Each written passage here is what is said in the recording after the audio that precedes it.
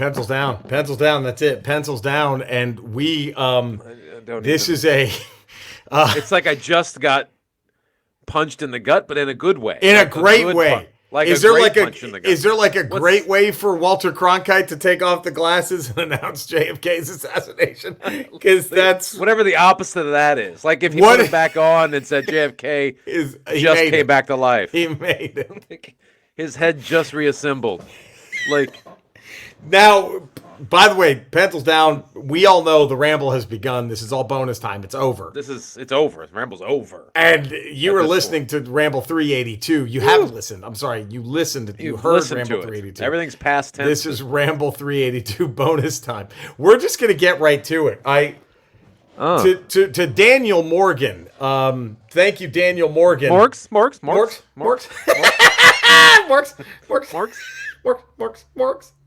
Well, hey, Morgsy. Morg says, hey, dude, love the pod. Hope you're doing well. Thank you for that. Then he's asking about leaving a 5-star review. Thank you for that, too. Like iTunes. iTunes podcast page, baby. Morgs. Look up the Ramble. Look up my name. Look up Eddie's name. It should be there, the Ramble. Morgs. And then I read this to Eddie, and then we just had to start recording. This was just going to be pre-show banter. Yeah. Just our regular witty pre-show banter that we do with each other. Brilliant. Now, am I going to be able to spit this out? I don't know. Can you just maybe read it? Just if you could just read it might be easier if you read the words. I can't.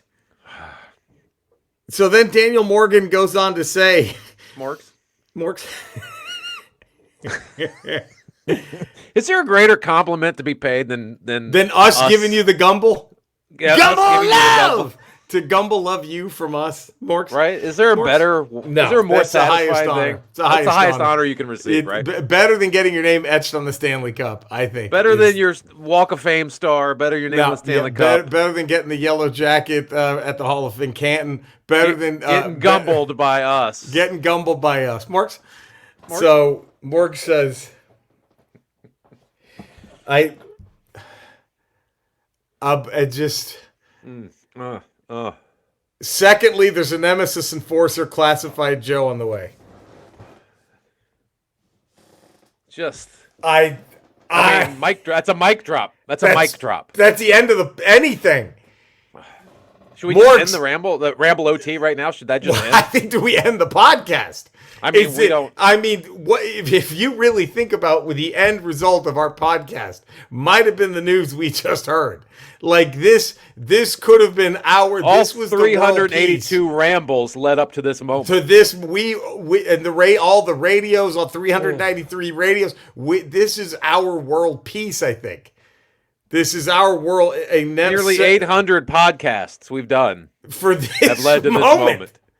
Because Cody hasn't been here for a minute, so sadly the Marla Gibbs retrospective is kind of falling by the wayside. So now this became. And can I just read it again from Daniel Morgan? Yeah, please, Morks. Secondly, there's a Nemesis Enforcer classified Joe on the way. I've only got one question. How does Morgs know? Morgs. If I could interview you as Gumble Morgs, how do you Morgs? Morgs, where you get all this info from? So where you get this? Where you get this info about the Nemesis Enforcer, Morgs? Got a pallet of Hasbro there, Morgs. Morgs. You got a buddy? You got a little insider? Got a pallet of Hasbro? Got a friend at Hasbro, Morgs? Morgs. Well, I have so many more questions. This isn't even it. Are you sitting down again? I'm still seated. I don't think my knees are strong enough to hold weight right now. I know mine aren't. And it's going to get worse. Okay. Like that's what we're getting, right? That's what we're going to be getting. Oh, I can't go on. I can't go on. We've peaked. This is the whole purpose of the Ramble podcast. Like that, right there. That's what we're getting. There. We're getting 6 inches. That dude, all 6 inches. All 6 are getting Nemesis Enforcer. Now the only blight on Nemesis Enforcer's resume is, boy, did he get squashed by Slaughter. Right. We all have bad days. We all have a bad day. It was 2 elbow drops and he was done. It was one axe handle to the back, 2 elbow drops, and it was. He was probably looking past Slaughter. He was thinking Duke, Flint, Hawk. He was looking past. He wasn't prepared for Slaughter. So far, that's the title. Nemesis Enforcer was looking past Slaughter. He wasn't. This was Cowboys Packers. Is what this was. Yeah, this is what this was. Cowboys were focused on the Niners or the Lions. That's where they're. That's all this was. That's all that was. That's all. I mean, boy, he got squashed by Slaughter. He did, but I don't think. I think if you gave him another bite at the apple, he puts away Slaughter. I think he puts Slaughter away. I just think he was taken by surprise by Slaughter. He wasn't expecting Slaughter. I mean, because Slaughter kind of plummeted after that, joining Al Qaeda and like whatever. Like, he took a turn. If you ask me, who came out worse from that fight, I think Slaughter comes out worse. So if you're looking at the long run there, I think Slaughter comes out worse from that fight. Comes out worse. So, do we get to Morgs' next? I don't know if I can take another one of these morgues. These morgue borgs he's dropping. I'm just going to... The next HasLab should be a 3-pack where you get a Cobra Pogo, a Buzzbore, and an Asp. Oh, dude. Morgs has to work for Hasbro, right? And if he does, why the fuck hasn't he sent us anything yet? Right. How come we're not getting some Nemesis Enforcers? We should already have them to show and play. So we can review them. We can review them for the world. Hello, Morgs. Morgs, please tell us how you know this, Morgs. Please tell us. Please, Morgs. I don't know what else. Where do we go from here? There's nowhere to go. There's nothing else in this ramble I don't even care about anymore. We're getting a Nemesis Enforcer. We're getting a fucking Pogo, a Buzzbore, and an Asp as a HasLab? Did he say that's happening or that should happen? He said should, I think. Let me go back. The next HasLab should be a 3-pack. Should be. So that could be him that could be wishful thinking on Morgs' part. Morgs sounds really confident. Or does he have something in the pipeline where he can say should as in this is what we were planning? Morgs. By the way, you want to know why Alt Cody isn't here? Well, big election yesterday in New York. His boy is Santos. It's gone. So Santos, I had a question for you, Eddie. George Santos. Yeah. Is he the Mick Foley of shitty politicians? He's got like 3 different personalities that can show up at any time. You don't know which one's walking out for the Rumble. Are all 3 coming out? So yeah, Cody's not having a good night with that. No. I mean, he orchestrated that impeachment of the Mayorkas, which was like, I think Cody was trying to get that one through before because he knew what was coming with this election. And then it's not going to work, really. So this impeachment is going to work like if I made 4 3-pointers by myself at the gym and then told people I used to play basketball. I go, I used to play. I'll go online.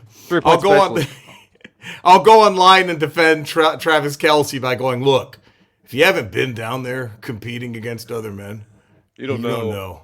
You know what it's like, bro. Unless you don't know what it's like, competing, bro. Like mano against men. You don't know, bro. So that's why it's tough. But 9 minutes and 14 seconds, dude. Pretend you can hear the music. Hit the music that's not there. I can't believe I'm doing us a disservice like this after the Morgs bombshell. Oof, Morgs. You know, the NBA has the Woj bombs. We have the Morg bombs, and they're way better. The Morg Borgs are way better. The Morgs Borgs are 1,000% more oomph than a Woj bomb. A Nemesis Enforcer classified the fucking Pogo Buzzbore and an Asp. Okay. I just want you to hear the music. And I'm doing us an extra disservice. Do you think Morgs from now on is going to go, hey, every time he has to take a shit, he's going to tell people he's got to drop a Morg? Like, he better. He better. He's that I have to go drop a Morg. You would think. You would think. You would think. And if he works for Hasbro, he's automatically a new member of the ring. He can consider himself a permanent member of the podcast. Yeah, all right, Cody's on vacation. Bring Morgs in. Or come and tell us what else is happening. Jesus. Look, and if it's one of those you can't tell anybody how I know, we won't. But, because we want to know how that motherfucker at Frankenstein gets all these fucking things a month early. Yeah. 5 months before they're coming out. In the box, everything.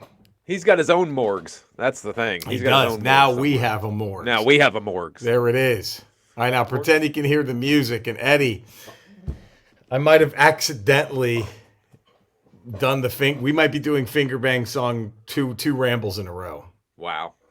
Because you tell me. Never seen you looking so lovely as you did tonight. Never seen you shine so bright. Mm-hmm. I've never seen so many men ask you if you wanted to dance. Oh, my God. Looking for a little romance. Given half a chance. And I've never seen that dress you're wearing or the highlights in your hair that catch your eyes. I have been blind. The lady in red is dancing with me, cheek to cheek. There's nobody here, it's just you and me. Where I want to be, but I hardly know. This beauty by my side, I'll never forget the way you look tonight. There we go. How? Damn. I mean, is that the ultimate? Did I just say that took every ounce of willpower not to finger myself right now? And all your kids' Legos behind you. And all my kids' Legos behind me. I almost fingered everything in this room. Could that be the ultimate finger bang song? I almost fingered the golden idol from Indiana Jones. From Indy. Just come here. I almost put my finger in the golden idol back there. Is dancing with. Is that the ultimate finger bang song? Dude, I don't. Who's written a better one? Let's go there. I think you can only get as good as. I don't know if you can be. Right. There may be others that are right there with it. Look, no offense. Don't get mad at this, Eddie. Don't get upset by what I'm about to say. But when it comes to finger banging, songs, the Lady in Red is the Tony Dorsett 99.5-yard touchdown. It cannot be broken. You might match it, but because there's no further place you can line up from scrimmage. So that's it. That's it. That's what the Lady in Red is. It's Tony Dorsett's. It's the knuckle deep finger song because you can't get any deeper than the knuckle. There's nowhere else you're going. You can go as deep. Right, but you'll never. But not deeper. There's no finger bang song ever. I mean, like you said, there might be a finger bang song that is there, but nothing's here. No. Anything past that, we're talking fisting, and that's a whole different. It's a whole other genre. That's a whole different genre. You bring out Motorhead for that. That's. You got Crocus. That's what Crocus and Saxon for. Anthrax. Anthrax is for Anthrax is when you get into the fist area. That's when you're doing that industrial skinny puppy shit and all that. That's when you're bringing that to the table. Oh my God. Never seen you looking so lovely as you did tonight. I mean, that's a masterpiece. Subscribe to The Ramble like Morgs is about to. Give it a 5-star rating and a positive text review over on iTunes Podcasting. That's the one that matters. But anywhere you get your podcasting. Sure. Wouldn't hurt. Spread the word. Right now we're at 143 5-star ratings. Locker Miltic is still the king of the 5-star review. Until Morgs steps up. Until Morgs walks in with Nemesis Enforcer in the box. Woo! Crazy. But, man. Ooh. Colton needs books for school or Nemesis Enforcer. It's your last chance to get it. Fuck, dude. Well, you can borrow books from other students. Right? How easy is photocopy it? You can't. You can't. Just go borrow Nemesis borrow Enforcer. No, you can't borrow that. You just have him grab one of his friends' books, and you just run and fucking print off every copy. Make some Xerox copies. Xerox every page. You can't do that with Nemesis Enforcer. Fuck no. Fuck no. The lady in red is dancing. Dude, as soon as I get a Nemesis Enforcer, he's beating the fuck out of my Sergeant Slaughter. Wow, is it payback? It's payback. Is it payback? Because he was squashed. Like, he was fucking squashed. It was a squash match. It was Jake the Snake and SD Jones at He's WrestleMania just like, 1. what the fuck happened? This guy was built up this whole time, and Slaughter just beats the fuck out of him in 5 seconds. I mean, just fucking, he beats him so bad, he throws him into a fucking cavern, and the guy forgets he has fucking wings. That's how bad. Right. Slaughter He's like, oh fuck, I forgot I could fly out of here. I can. Oh shit, never mind. I think. Oh. Man, here we go. Well, dude, we got to, man, we didn't really get to go deep on this because there is someone that we lost in our fandom world, Carl Weathers. Ooh. And dude, I don't know if anyone has shaped our geekdom as much as, you know what I mean? Like, I mean, he's okay. First off, let's talk about how great Carl Weathers was. I can't think of a better example of a better face turn in the history of storytelling than Apollo Creed. I mean, you couldn't do that in wrestling. That good of a face turn. It was, dude, the way he. I mean, I remember as a kid. You hated Apollo Creed. You hated him. Hated Apollo. And I was like legitimately so excited when he's like, I can help you beat Clubber Lang. Like that was like, oh, I mean, dude, it was, that is probably as a kid, one of my favorite movie moments ever is just the final shot of Rocky 3 where him and Rocky just punch at the same time and then it becomes the ding, ding. And then, I mean, and then, dude, I joke, but I really mean, I don't know who was better than him and Predator that year. Like, and the way, I mean, the way he delivers, and then I love his character, because, like, he's fucking, Dylan is like, he's this guy who, he doesn't give a fuck. He's like, at the beginning, he's like, I really don't care what's going to happen to Schwarzenegger and his men. I'm just following my orders. And I'm just going to, I feel like I'm in safe hands. But you had the feeling that if shit went south, he was ready to fucking bail. Yeah. And then he'll cut bait and go. He doesn't give a shit. And then I loved how he eventually tries to atone for what he did. And then at the end, I just that fucking tragic, he just goes crazy. He almost, you wonder, do they beat the Predator if Mac doesn't lose his mind? Do they beat it earlier? If Mac doesn't lose his mind and then Dylan loses it too. Because you could tell he's trying to stop Mac, but then he just gets like, oh, fuck, we can get him. You know what I mean? That scene where he's like, oh, we can take him. We can get him. And you're like, oh, God. Oh, no. If they had just kept their nerves about them. It could have, oh, fuck. It was. And then fucking Action Jackson is such an underrated, fun fucking movie. Yeah. Which sucks because it seemed at that point he was going to take off and become like the next action star with Action Jackson. And he needed to. He deserved it. And they just didn't push him after that. For whatever stupid fucking reason, he needed that. It was because he was great. And like, I mean, obviously he didn't turn into the next Stallone or Schwarzenegger, or when he 1,000% could have. He could have handled any of that. That dude could have handled. Yes, he could have handled any of that. Yeah. Like and then, dude, like, and I'm not just saying this. I'm not trying to talk shit about what we do, but anyone will tell you comedy ain't easy. And the way he just walks in and becomes the funniest person, the funniest character in an Adam Sandler movie. Yeah. When Adam Sandler was at his fucking peak. Yeah. Right? When Adam Sandler was just, and then. Again, I think it's because this goes back to the credit of him being such a good actor. He went in and played that character in Happy Gilmore real. Chubbs. Exactly. He played Chubbs real, where Sandler's playing a buffoon, crazy person. Absolutely. Nothing's real to him. Like when Chubbs is in heaven singing the Carpenter song. Yeah. Like, we've only just begun. I got my hand back, Happy. Got my hand back, Happy.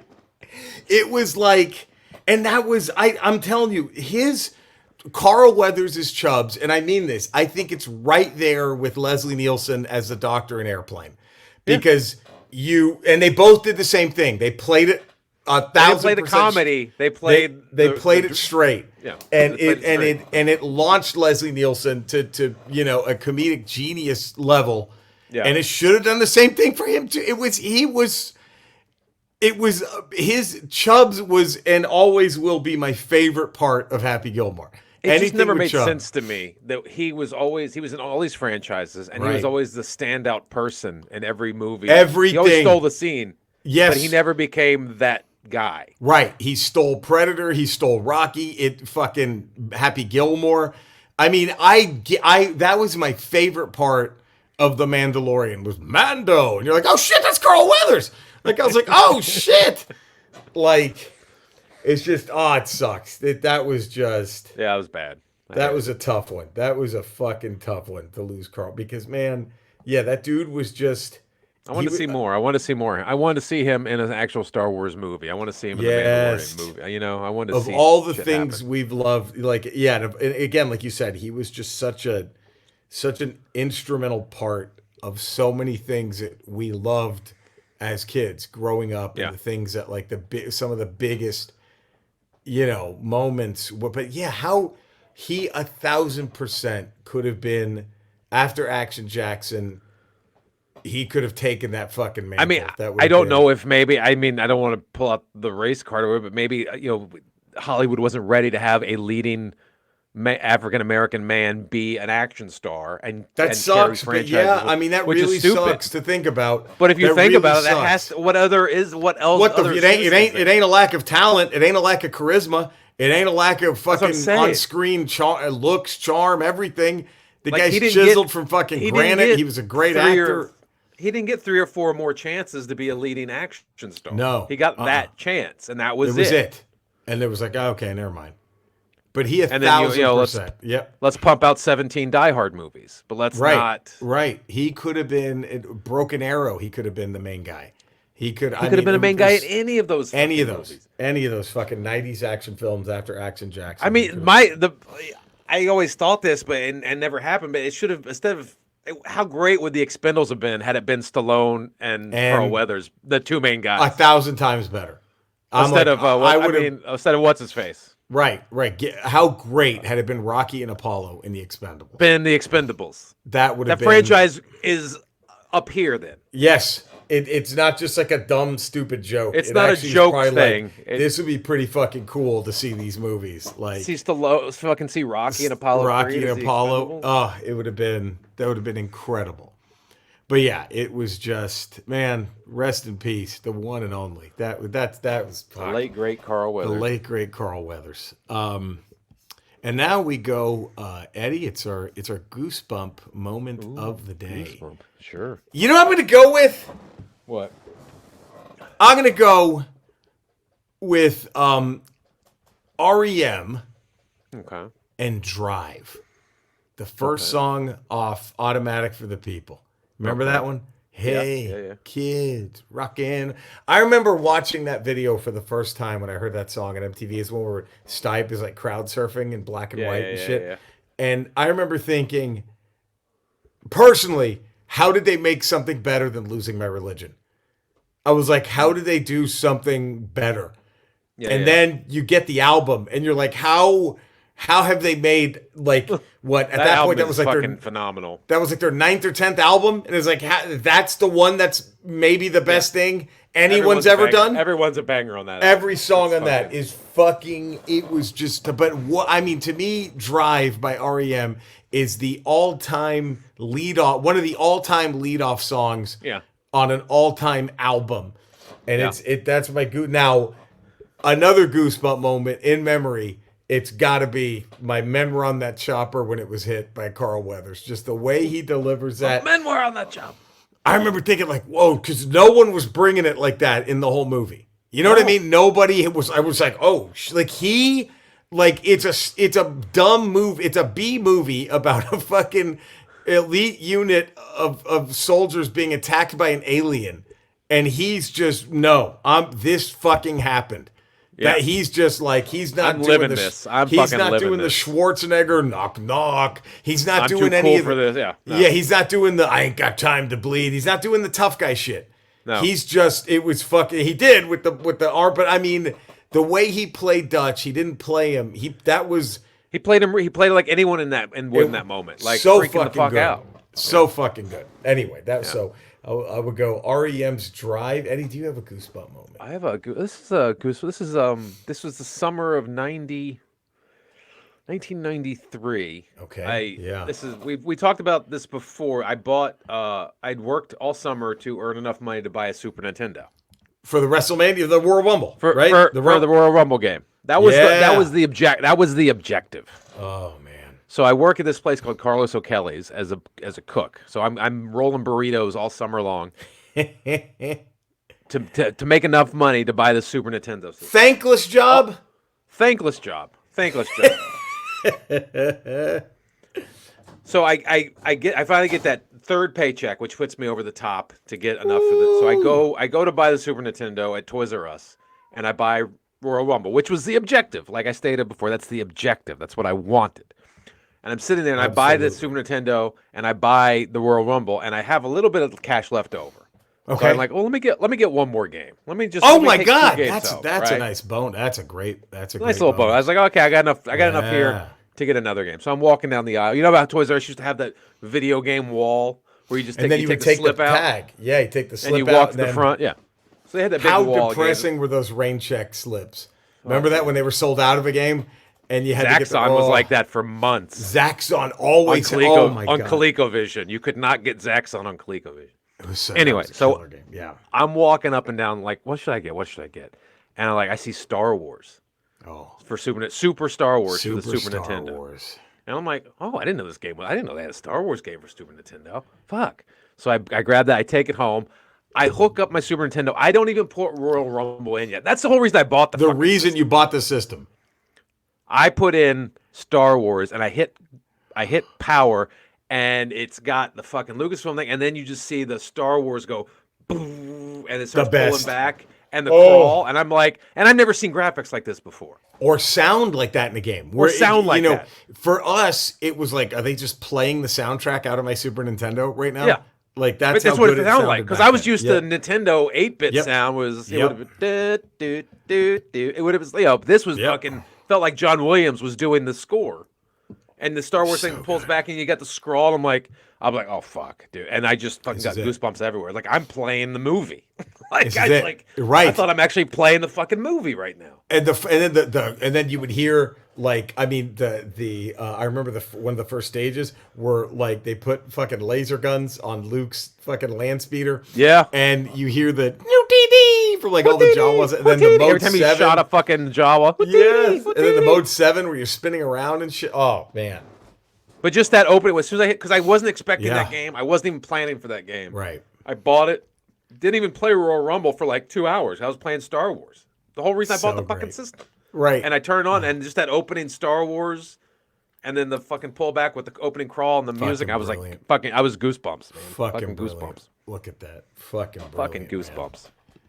Goosebumps. Oh. Do you have a toy of the week today? Oh, shit. Do I have a toy of the week? Or a game of the week? Or because let me go first. You go first. I'm going to have to go this game I started playing called Power Blade for the Nintendo. It's on my retro Rocha streaming. I'm almost done with it. Maybe by the time you hear this. No. The night this Ramble comes out, I will hopefully be beating the game. Okay. It's so fucking good. Dude, let me show you the cover. But so here's I never this is one of those, again, there was like fucking 8 billion Nintendo games that came out, right? And I was like, I'd missed the boat on this one completely. But like I heard about it because I was at a retro game swap meet a while back, and someone had Power Blade 2. I didn't know there was even part 1, but I look at part 2, and he just had the cartridge itself. Fucking $1,000 for just the cartridge. Not even complete. And I'm like, what is this game? And he goes, oh, it's Power Blade 2. I'm like, is it good? He goes, actually, yeah. And he was like, the first one's not that expensive. It's like $60 now, but the second one is just so hard to find. But the first one, if I can show you the cover and tell me, had I seen this at a store, I'm buying it, no question. Yeah. Are you buying? No question. You see this, you're buying it, right? Fuck yeah. Fuck yeah. And it's exactly what it implies. This guy with fucking blue blocker sunglasses with this weird fucking boomerang. And he runs like a dope. He's built like a dope. That almost looks like a MAGA avatar.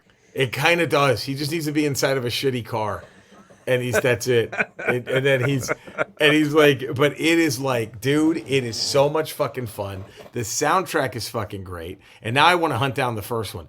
I'm good on hunting down the $1,000 one. If I see that at a garage sale, great. But it has got a fucking that's mine is Power Blade for the NES. Nice.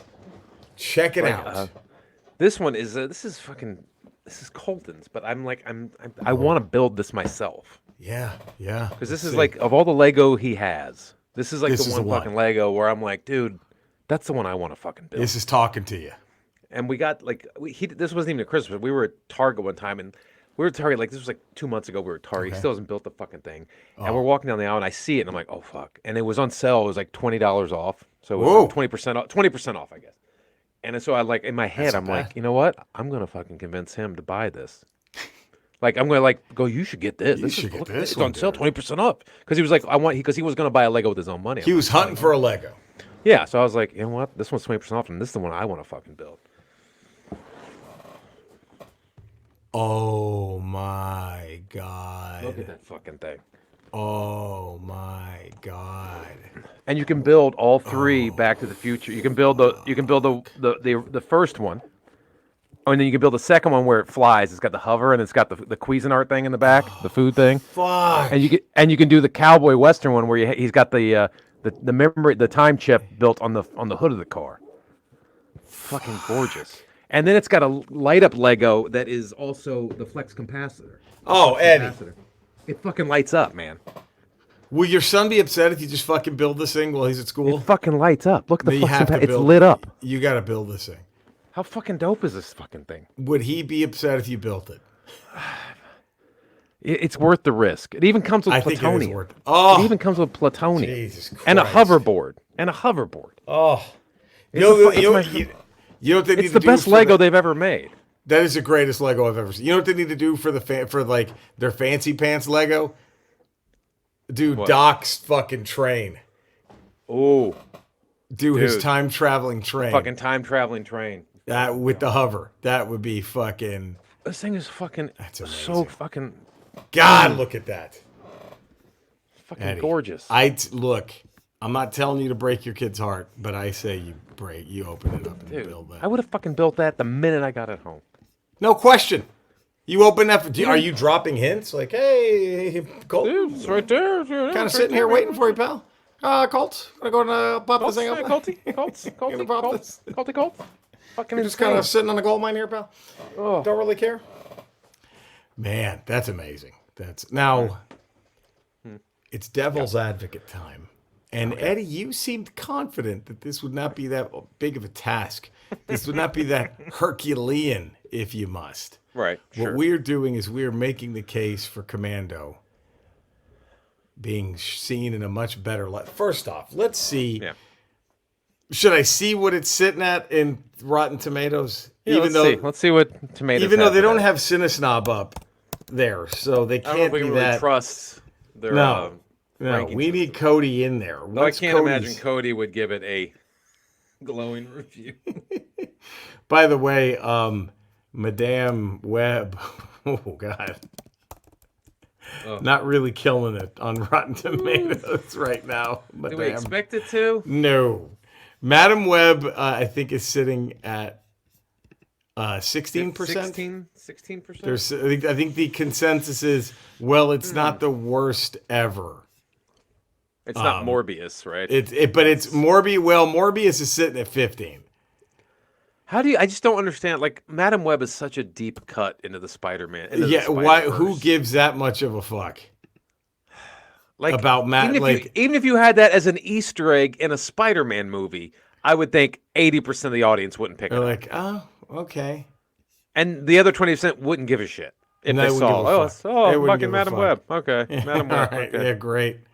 Well, Jesus, this is all right. So, Commando. Do you want to guess at what it's sitting at on Rotten Tomatoes? A tomato meter. What I think it should be, or what it is? What you think it is? What I think it is. I'm gonna say Rotten Tomatoes and their shitty rating system. Yep. I'm gonna 30%. 30%. Okay. Yeah. Well, I don't know if this kills our thing or not, but it's at 67. Wow. Now, here's what upsets me. Wow. The audience score is 68. Okay. The fuck is that? How's that not at least 93 with audience? How is it not a solid 100%? Wait, thank you. Who walks out of that movie and goes, meh, not for me? Exactly. Some piece of shit in the New York Times said the big battle scenes are especially disappointing. Are you out of your fucking mind? Dude, are you out of your... He fucking throws a fucking round saw blade into a dude's head. This guy says Commando is full of action, but is conflict free. It's all conflict. What are you? Oh, wait. Okay. You know what? It's all conflict. The whole thing is conflict. The critic who wrote that. He kills a dude on a plane in the beginning. Okay. This critic says it's conflict free. Okay, think that guy could take on Bill Duke in a motel? Right? Yeah. Oh, no conflict, pal? Uh-huh. You go beat Bill Duke to death in a hotel room then. Yeah, in a motel. Give that a shot. You give that a shot. Not even a hotel, a motel. Motel. See what kind of conflict you can handle. You try to fight your arch nemesis who happens to be 20 years older than you and not an ounce of muscle on him, wearing a flabby tank top. Made of chainmail. Made of chainmail. You try to take on that dude. The guy that physically looks your lesser. You try to take him on. Schwarzenegger had like 1 foot and like 160 pounds on the guy. Okay. And complete chiseled muscle.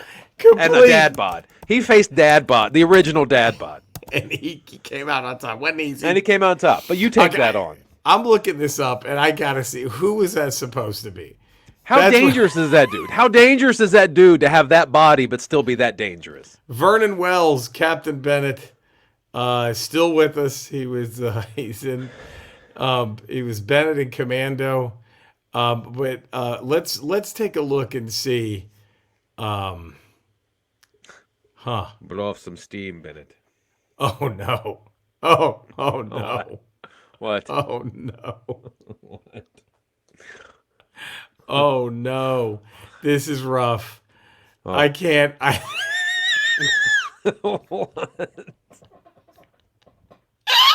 I can't believe this. I can't believe I'm about to say this next sentence. Are you ready for this? So okay, let's go to what makes sense. Okay. Producer Steven Souza, Vernon Wells was the first choice to be cast as Captain Bennett because of his role in Mad Max 2. The director stated that Wells was the only one who could have played him against Schwarzenegger. He further added, he was the crazy guy with the mohawk, right? What's that? Yes. Wasn't he the crazy guy with the mohawk? Yeah, he was the crazy guy. So he was also in Weird Science. When the guys showed up as the Mad Max guys. That's right. Yeah. And he was. This makes a lot of sense. The director said Bennett was in love with Matrix, but he hated him too. He wanted to kill him, but he was in love with him. That might push that performance up a notch when you want. Okay, so you're right. Okay. This might be easier to defend than we thought. But now here's the sentence, Eddie. So the original script, writer Jeff Loeb said his original script was about an Israeli soldier who had renounced violence. The role? Are you sitting down? The lead role was originally written for Gene Simmons.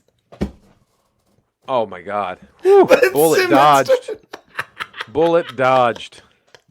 Imagine Gene Simmons fighting Schwarzenegger. Well, he fought Tom Selleck. He did fight Tom Selleck. What happened to the template, Ramsey? He fought Tom Selleck. Imagine Simmons getting a pipe thrown into it. But off some steam, Bennett. So, okay, they could have done a lot worse, and they did. They almost did with Gene Simmons. Oh, Jesus man. Christ. So, but here's, okay, if we're going to defend it, really, sure. At the very least, how did the screenplay not get nominated for Best Original Screenplay? I mean, yeah, go for it. You want to know what won? What? Witness. Okay. Great movie. Sure. Great movie. And sure. Commando. Commando. And Commando, but sure, I can see that. But to not be nominated. To not be nominated? What was nominated that year? Did Witness have a character named John Matrix in it, Eddie? No. Did Witness have it was a great movie, but did Harrison Ford have one catchphrase uttered? No, did Harrison Ford go, "Don't bother my friend. He's dead tired." Like, that never happened, did it? I mean, did any of the Amish people go, "Hey, remember you were going to kill me last"? And then Harrison Ford went, and I lied. That's right. I lied. I lied. That's right. That's right. I lied. That's right. I lied. And I did say that. That's right. You did. Well, you know what? I did say that, but I lied. You know what? I lied. And then he drops him off a barn. He drops him, the Amish guy off a barn. It's 10 feet. We should do Amish meets Commando, or fucking Witness meets Commando. That would be okay. So, Purple Rose of Cairo, Woody Allen. The Official Story, never heard of that fucking thing. Nope. Brazil, Terry Gilliam. Okay, Back to the Future and Witness. I'm sorry, Official Story can take a fucking hike. Right. Who from Official Story was banging somebody at the academy? Right. Exactly. Right. Exactly. Yeah. Don't tell me Commando can't hold its water against fucking Jesus. I mean, and can we be? Can I be honest? Who won Best Actor that year? You're gonna not be happy. William Hurt, Kiss of the Spider Woman. Oh my God. Harrison Ford was nominated for Witness. James Garner for Murphy's Romance. Nicholson for Prizzi's Honor. John Voight for Runaway Train. But Best Supporting Actress went to Angelica Houston for Prizzi's Honor, but Rae Dawn Chung wasn't even nominated. Didn't even get a nomination for Rae Dawn Chung. Right. And then you can't tell me Dan Hedaya couldn't have been Best Supporting Actor for the villain in Command. Right. Instead, it was Eric Roberts got nominated for Runaway Train, Robert Loggia for Jagged Edge, William Hickey for Prizzi's Honor, Klaus Maria Brandauer for Out of Africa, and the winner was Don Amici for Cocoon. Okay, cute, fine. But whatever. You want to make a statement. Oh, and I mean, I can't. I'm so upset right now. Okay, let's say any of those movies. You're just on a lazy Saturday, right? Right. You're just laying on your couch. You're flipping through the TV. Yep. And say all 5 of those movies. What? Witness, Prizzi's Honor, Runaway Train, right? Cocoon, and Commando. Are 5 separate channels in a row. Which one do you stop at and let play? Commando. Because here's who was nominated for Best Picture: Prizzi's Honor, Kiss of the Spider Woman, The Color Purple, Out of Africa. Out of Africa was your winner. I'm sorry, I'm watching Commando over all those films. Absolutely. And then this really upsets me because Surprise, Surprise was nominated for A Chorus Line. Separate Lives was nominated for the movie White Nights, Best Original Song. Miss Seeley's Blues from The Color Purple. Sure. Power of Love, Back to the Future. Great song. Your winner. Say you, say me, say it for always. That's Power of Love is a better song. by White. But you know what I think is better than all of them? Somewhere, bum, bum, somehow, we fight for love. Well, no, I will protect you. From Power Station, we fight for love for not even now. So I don't think nominated. You know what? Not even nominated. I made a giant mistake. There's no devil's advocate here. This is your best picture, and it's not even close. The smell test. Just have all 5 on TV. Flip the station around and just see which one you naturally land on and keep it on. Commando. It's going to be Commando. Commando. No matter where it is in the film, you're going to watch it. Look, it's okay that sometimes give us a softball for Devil's Advocate, right? It's okay that just give us one day. I knew it was a softball when you mentioned it last week. Right. And then you discovered it's a softball the deeper dive you did into it. You realized, wait a second. This is a softball. You know what another softball would be? Running Man. It's another softball. Running Man. Running Man's another softball. I mean, the fight with Sub-Zero alone is one of the greatest fights. Only in a rerun. Great. I mean, that line right there. I'll be back ever. Only in that a rerun. line right there makes that film of the year. Running Man. You know what? We'll come back to this. Richard Dawson should win Best Supporting Actor for that line alone. Absolutely. Only in a rerun. Only in a rerun. And you know who he would have beaten? Jesse the Body Ventura. That's who he would have beaten in the Best Supporting Actor. Yeah. The Body. He beats the Body. Oh, hold on 1 second. Have you been able? Now I hear you. Okay, have you been? I've heard you the whole time before. Too? Okay. I think you were going off the computer mic before. Oh, yeah, something funky happened. Because now you sound much more sultry. Like a man. Yeah. Like a man again. You sound like Well, there we go. That was an easy one, Commando. Now here's Dude. Yeah. The steel cage has it's been lowered. It's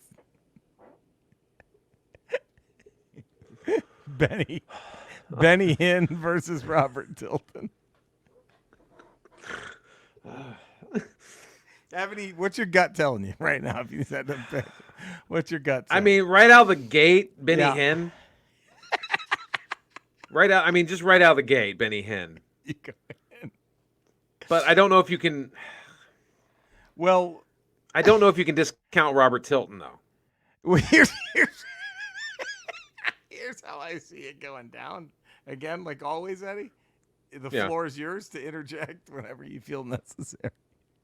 I think at the beginning of the match, like after they're both been announced, but before the bell rings, Stuart Copeland, Joel Holstein, Jimmy Swaggart, Jim Baker, Jerry. Is it a lumberjack match? No. Pat Robertson and Oral Roberts. They all are just standing there ringside to stop anyone who's been ripped off or had a dying family member ripped off by Benny Hinn or Tilton from attack. So they're kind of. So it's like a lumberjack match, but for the people wrestling, but it's more the people trying to get to the wrestlers. Yes, exactly. It's a reverse lumberjack match. It's a reverse lumberjack match. And now see. I mean, Benny Hinn sort of looks like John Lovitz with a gray wig on. He really does. I think Hinn is soft. I mean, I think they're both soft, but okay. Here's what I see Hinn. People say that. Look, you look at Flair, you think Flair's soft. I know, but dirtiest player in the game. Dirtiest. Now I think so is Benny Hinn. I think that's what the match is a lot of. It's a lot of him like dropping to his knees, and then Tilton like stops to hit, and then Hinn gives him the nut shot. But I think Tilton overcomes it because I think he's fighting with the rage of his empire's just fallen at this point. Yeah. So I think it takes $2 million dreams, but he gets him. Oh, wow. I think he gets him. But then here's what I think. Again, you just feel free to interject. Are you okay with this so far? So far, does a lot of the cheap shots. A lot of cheap shots. Hilton eventually, after $2 million dreams on it, he gets the 3 count. Are you okay with this so far? I mean, to me, I see Hinton comes down, or what's his name? Hilton. Yeah, Tilton. Tilton. Sorry, Tilton comes down with a donation tray. Like that's his gimmick. He's always got the tray out as he's walking down the aisle, right, getting donations. So that's always like that's sitting in the corner. the way Damien sat in the bag. So that plate, the donation plate, is there in the corner.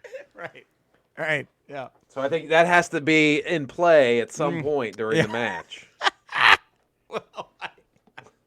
Well, here. So I still have Tilton winning, but then now that's a great addition. Now let's see if we can figure this in, because here's what I think happens next. Okay. Tilton is celebrating in the ring. All right. But he notices that none of the other guys for the reverse lumberjack are celebrating. They're stone facing him. Okay. Right? And in fact, I would say like Oral Roberts and Baker kind of help him to his feet. Right? Okay. And then T.D. Jakes walks out and says, "We're going to restart the match." And it's a crucifixion match. Okay. Crucifixion match. This crucifix is lowered into the ring. And you know what? On one post, there's a bag of nails. On the other post, there's a hammer. There's a hammer. Right. And I think now...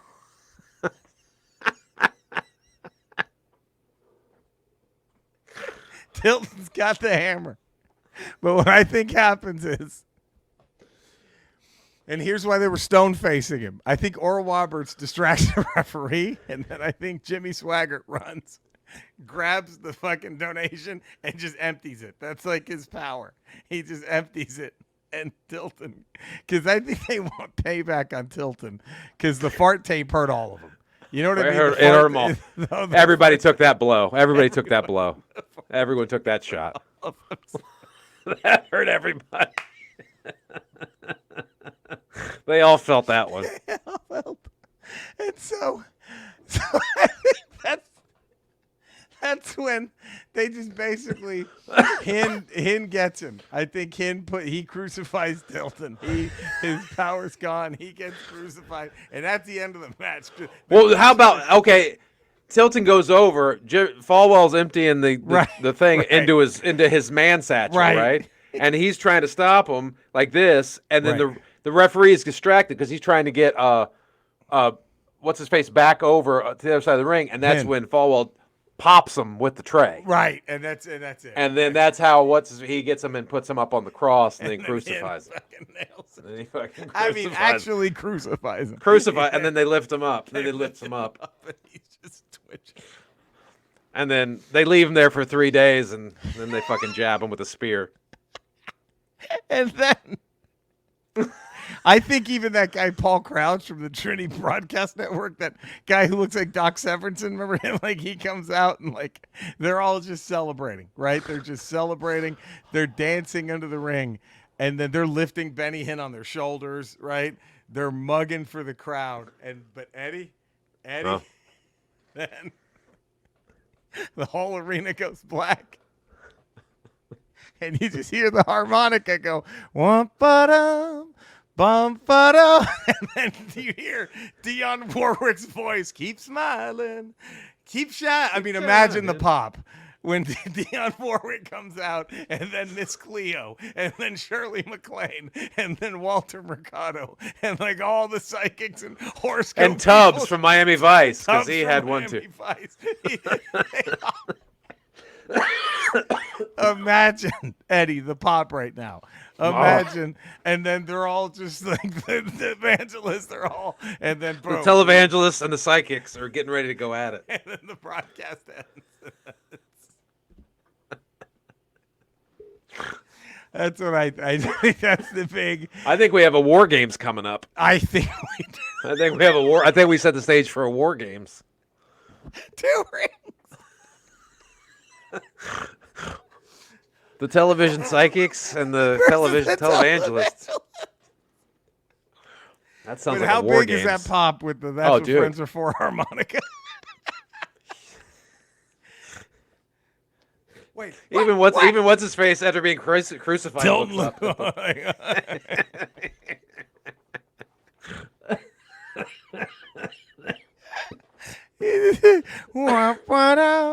Keep smiling. Keep shining. Oh my God, it's Dionne Warwick and her psychic friends. Actually, it should start off. It should be a It should be like you hear the numbers on a telephone being punched, then you hear the ring of the phone, and then it picks up, and then you hear, keep shining. Keep smiling. Keep shining. It's like, who's making a call? Who's making a call? Eddie, what a ramble. Could we have done this any better? No. Could Ramble 382 have gone? And where we started out with this news from Morgs, I thought we were downhill. I thought that was where we peaked. We were going to peak with Nemesis and Forza, and we did. I thought that was the climax of the show, but it wasn't. It wasn't. We just took that, and it elevated us to where we got. And so next Ramble 383, we'll do. You know, we peaked again with the Lady in Red, but we'll do another Finger Blast song of the day. We're gonna have a Super Nintendo game that should have been. And this one is Billy Graham and his rough boys with a Z boys in Abort the Clinics. That's that game. Billy Graham and his rough boys in Abort. So they're going around blowing up abortion clinics. There it is. That's the game. You have to try to keep powering up to get bigger explosives. It's like Contra. You want to get the bigger gun every time.